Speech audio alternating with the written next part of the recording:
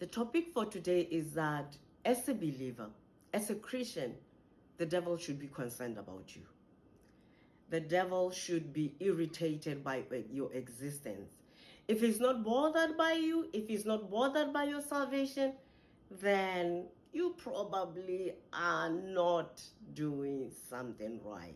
Yes, the devil should be irritated by our existence. When we wake up and put our feet on the floor, he should be irritated. So listen to this. Last year in October 2024, there was a conference that was going on in Atlanta, Georgia, that I would have loved to attend, but I was going through treatment at the time, plus I didn't have money. So I couldn't attend it. So I thought, well, I'm still going to support this conference by praying for it.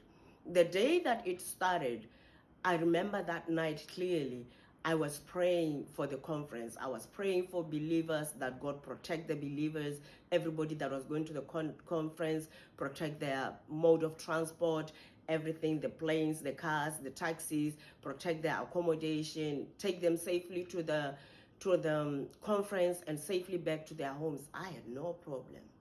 And then I started praying for the leaders of the conference.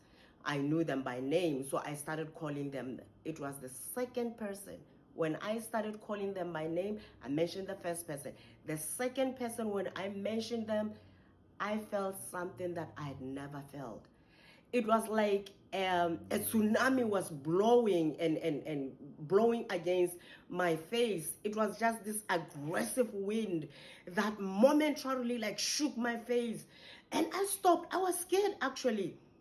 And then I stopped, recollected myself, and I thought, oh, this is war. And now, because I was just praying like I usually pray, like just praying, not mindlessly, but just praying, like being attentive and conscious of what I was saying, but not really feeling like, oh, this is what I'm zoning in. I stopped, paused, recollected myself, and then I prayed with authority. I was a little bit scared though, but I was praying with authority and just calling those like leaders by names and covering them and praying for their families and covering everything that they were connected to. And that was a breakthrough for me because I realized that, oh, our prayers do matter. Sometimes we just pray by faith, not knowing that my prayers will make a difference.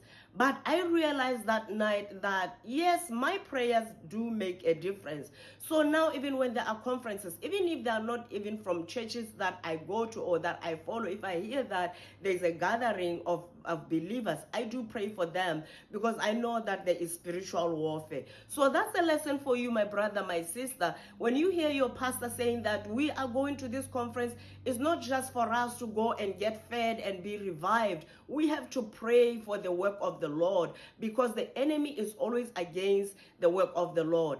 But one thing from that prayer though that concerned me was that, why doesn't the devil bother when I pray for believers?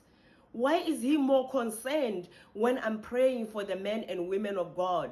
So I just want to say that when you mention someone's name, when you pray for someone's name, when you pray for someone and you feel a shake, you have to know that, okay, the devil is against this one. I have to pray intentionally and with authority each and every time I pray for others.